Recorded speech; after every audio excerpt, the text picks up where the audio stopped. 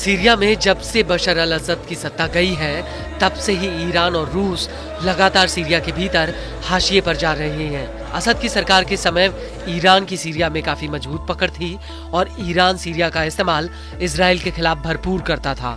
लेकिन अबू मोहम्मद अल जोलानी के सीरिया की सत्ता में आने के बाद से ही ईरान अपने आप को हाशिए पर महसूस कर रहा है और वो बार बार इस बात को कह रहा है कि वो सीरिया के लोगों के साथ खड़ा हुआ है।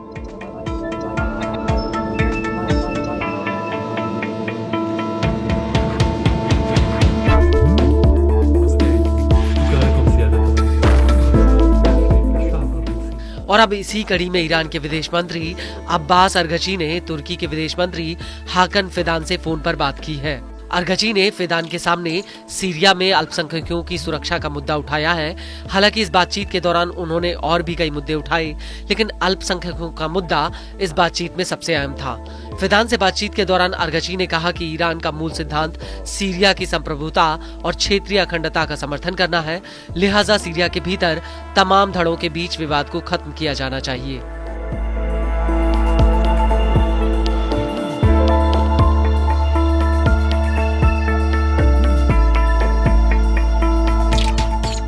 अरगची ने तुर्की के सामने कहा कि सीरिया के भीतर एक समावेशी सरकार होनी चाहिए, जिसमें सभी राजनीतिक, नस्लीय और धार्मिक समूहों को शामिल किया जाए।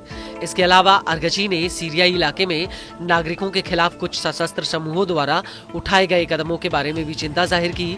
ईरान का कहना है कि सीरिया में शिया और अलावी आबादी वाले इलाकों में ये समूह अत्याचार कर रहे हैं।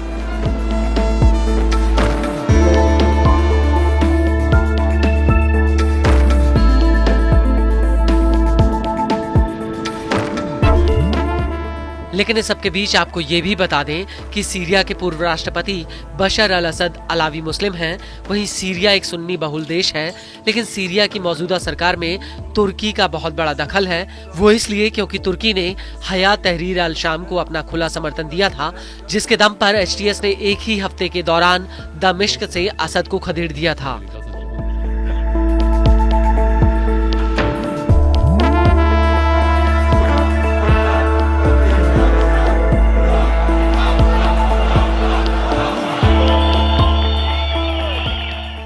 वहीं दूसरी तरफ तुर्की का सीरिया से करीब 911 किलोमीटर का बॉर्डर भी लगता है और साल 2011 में जब विरोधी खेमे ने असद की सरकार को गिराने की कोशिश की, तो तब भी तुर्की ने विरोधी समूह को अपना समर्थन दिया था।